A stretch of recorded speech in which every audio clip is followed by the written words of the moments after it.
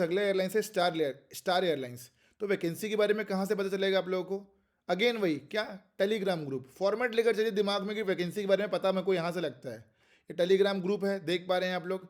थोड़ा ऊपर करोगे तो यहाँ पे दिख जाएगा आपको स्टार एयर। ये दिख रहा है आप लोगों को दोस्तों? स्टार एयर में हायरिंग आई हुई है अभी, दिख रहा है कि नहीं दिख रहा? ठीक है, भले लिखा हुआ है मिनिमम 1+ ईयर एक्सपीरियंस, लेकिन 12th वालों को भी सिलेक्ट करते हैं यहाँ पे। क्योंकि भाई मेरे खुद यहाँ पे बहुत सारे जान पहचान के बच्चे ज्वाइन कर चुके हैं। मेरा कंपनी का एडिटर भी पहले स्टार एयर में था।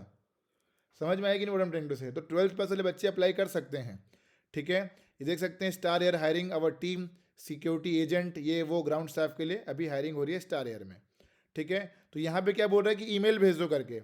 ईमेल तो भेज सकते हो, zubair.pasha@starAir.in को ईमेल तो भेज सकते हो, लेकिन रजिस्ट्रेशन करना बहुत ज़्यादा इंपॉर्टेंट है। क्योंकि यार देखो, 2000 लोग ईमेल भेजेंगे तो तुम्हें लगता है 2000 लोग को छाट के निकालेगा वो आदमी? इतना भी अकेला उतना वो नहीं है दोस्तों। ठीक है, तो यहाँ पे आते हैं कहाँ पे, यहाँ पे लिखेंगे हम लोग क्या, star air career, star airlines career. जैसे ही मैं लिखूंगा तो यहाँ पे आ जाएगा करियर जॉइन अवर रीजनल ये वो। तो यहाँ पे एक वैकेंसी आपके काम की है, वो कौन सी है भाई? वो है ट्रेनी सिक्योरिटी एजेंट। ठीक है, समझ में आएगी नहीं कौन सी? Trainee security agent. और यहाँ पे 1-2 वैकेंसी और भी दी हुई है। ठीक है, ट्रेनी सिक्योरिटी एजेंट काम की है, सिक्योरिटी एजेंट।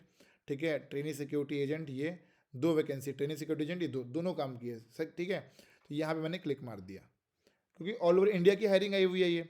ठीक है, करना क्या है, यहाँ पे नीचे आ जाना है और कर देना आपको अप्लाई में क्लिक। जैसे ही अप्लाई में क्लिक करोगे तो आपकी बेसिक से इन्फॉर्मेशन, 2 बार पहले मुझे कंप्लीट करना फिर पूछना। ठीक है, अप्लाई क्या है, कौन से पोजीशन के लिए अप्लाई करोगे? ट्रेनी सिक्योरिटी एजेंट के लिए अप्लाई कर देना। एप्लीकेंट नेम में आप अपना नाम डाल देना, भाई क्या है आपका नाम।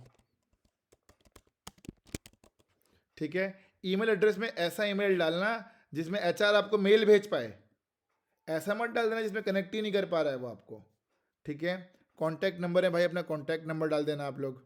ठीक है, और ऐसा कॉन्टैक्ट नंबर रहना चाहिए जिसमें एक बार में कॉल लगा तो एक बार में आपका फ़ोन उठे। ठीक है भाई, समझ में आ रहा है तो what I am trying to से?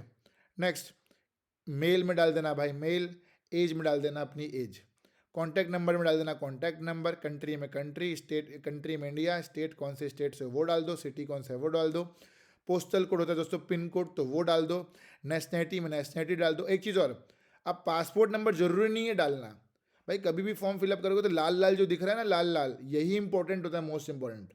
ठीक है, तो यहाँ पर डाल दोगे पासपोर्ट नंबर में कुछ मत डालना, खाली छोड़ देना, तो भी शॉर्टलिस्ट होगा CV, don't worry for that. Preferred location, कहाँ पे काम करना चाहते हो, यहाँ पे देख सकते हैं कहाँ पे, दिल्ली डाल दो। दिल्ली में अक्सर वैकेंसी खाली रहती है छोटे एयरपोर्ट में। अच्छा, आप लोग चाहो तो मल्टीपल फॉर्म भी भर सकते हो ना, एक बार इसका डाल दिया, फिर अगले बार अहमदाबाद का डाल दिया, फिर बेलगाम का डाल दिया, भुवनेश्वर का डाल दिया, तो मल्टीपल भी चाहो तो फॉर्म भर सकते हो। ठीक है, it's all about your choice. तो जैसे ही ऊपर आएंगे तो यहाँ पे आ जाएगा एजुकेशन क्वालिफिकेशन का। ठीक है, तो यहाँ पे आपको चूज़ करना है 10th का स्कूल नेम क्या है। जैसे मेरा था आर्मी पब्लिक स्कूल, तो मैं डाल दूंगा भाई आर्मी पब्लिक स्कूल। कंप्लीशन कब खत्म हुआ तो वो साल डाल दो, परसेंटेज कितना है वो डाल, ध्यान देना झूठ मत बोलना। ठीक है, ग्रेजुएशन, अब ग्रेजुएशन में भाई किसी ने कोई भी ग्रेजुएशन कंप्लीट नहीं किया तो क्या डाल दोगे भाई, नॉट एप्लीकेबल। पर कंप्लीशन में डाल दोगे नॉट एप्लीकेबल, परसेंटेज में डाल दोगे नॉट एप्लीकेबल। ठीक है, नहीं तो फॉर्म क्या आगे नहीं बढ़ेगा, कुछ ना कुछ डालना ही है। ठीक है, अब जैसे कोई बच्चा पास आउट होने वाला है तो आगे का डेट डाल सकता है। अच्छा, आप में से किसी पास एविएशन का एक्सपीरियंस तो होगा नहीं, तो इसको खाली छोड़ देना। जब आगे जाके एविएशन का एक्सपीरियंस हो जाएगा तो यहाँ पर डाल सकते हो एयरपोर्ट सिक्योरिटी का एक्सपीरियंस है, यस।